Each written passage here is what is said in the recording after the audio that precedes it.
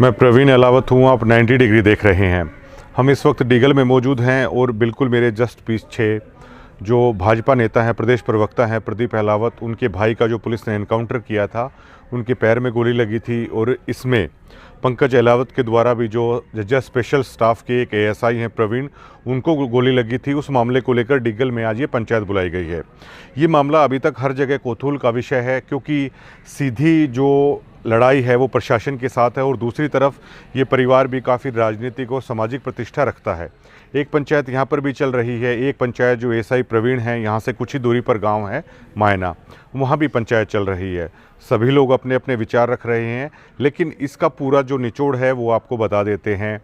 जो प्रदीप अहलावत हैं भाजपा प्रवक्ता, उन्होंने सबसे पहले जो अपनी बात यहाँ पर रखी है, उससे हमें इतना तो समझ में आ गया है कि प्रशासन के साथ, या जैसा उन्होंने बताया कि मुख्यमंत्री नायब सिंह सैनी के साथ जो उनकी बातचीत हुई है, उससे ये परिवार एक तरीके से पूरा संतुष्ट है, वो नज़र आता है। उन्होंने यहाँ पर बाकायदा पंचायत को बताया कि उन्हें मुख्यमंत्री नायब सिंह सैनी पर पूरा भरोसा है। अब इसमें देखिए कि दोहराए पर ये चीज़ें कई बार ऐसी हो जाती है। वो बीजेपी के साथ जुड़े हुए हैं, अब की बार भी वो टिकट के दावेदार थे, या अगली बार भी वो संभावना में उनका नाम रहता है। अब अगर प्रदीप अहलावत पूरी तरीके से अगर प्रशासन को गलत ठहरा देते हैं, तो साथ साथ हो जाता है सरकार की जो कानून व्यवस्था है उन पर सवाल उठाना हो जाता है। वो ऐसा भी नहीं कह सकते।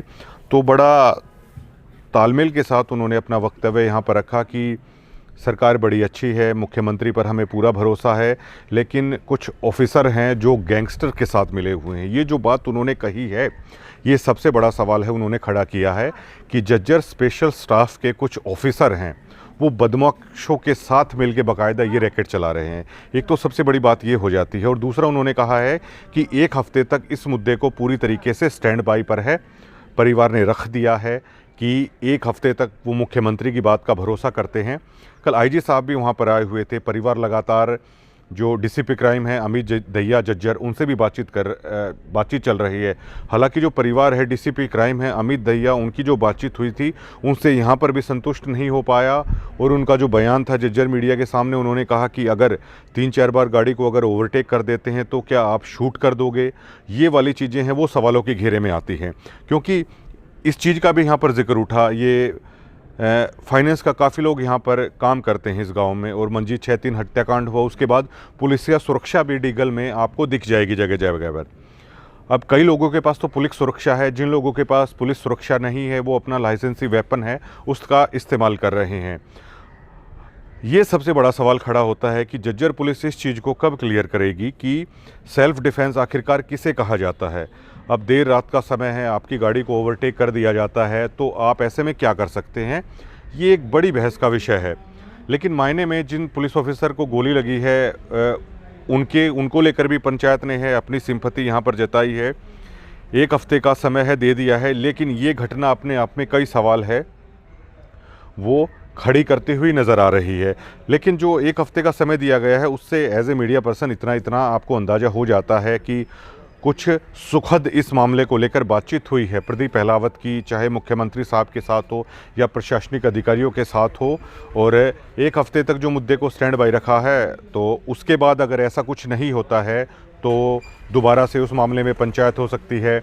पंचायत में तस्वीर अहलावत भी यहाँ पर आए हुए हैं। अहलावत खाप के प्रधान हैं चौधरी जय सिंह, वो भी यहाँ पर आए हुए हैं। जो कलाकार हैं इसी डीगल गांव के देव कुमार देवा, वो भी यहाँ पर आए हुए हैं। बिल्लू चेयरमैन हैं बेरी वाले, वो भी आए हुए हैं। इसी तरह काफ़ी मौजूदा आदमी यहाँ पर हैं।